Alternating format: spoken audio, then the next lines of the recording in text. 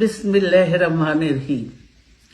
প্রিয় সহকর্মীবৃন্দ, আসসালামু আলাইকুম। আজ দীর্ঘ 6 বৎসর পর আপনারা আবার একসাথে ফ্যাসিস্ট মুক্ত বাংলাদেশে একত্রিত হতে পেরেছেন। সেজন্য আল্লাহর কাছে হাজার শুকরিয়া আদায় করছি।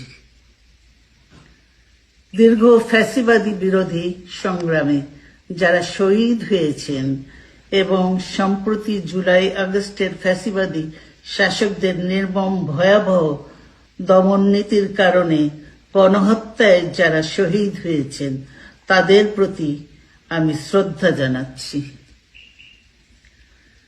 যারা আহত হয়েছেন তাদের প্রতি জানাচ্ছি আন্তরিক সমবেদনা।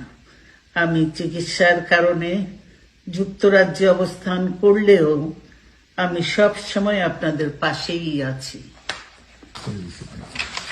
দীর্ঘ 15 বছর গণতন্ত্রের জন্য, আমার মুক্তির জন্য আপনারা যে নিরন্তর সংগ্রাম করেছেন এবং আমাদের অসংখ্য সহকর্মী প্রাণ দিয়েছেন, জুলুম নির্যাতনের শিকার হয়েছেন এবং প্রায় 1.25 লক্ষ মিথ্যা মামলায় জর্জরিত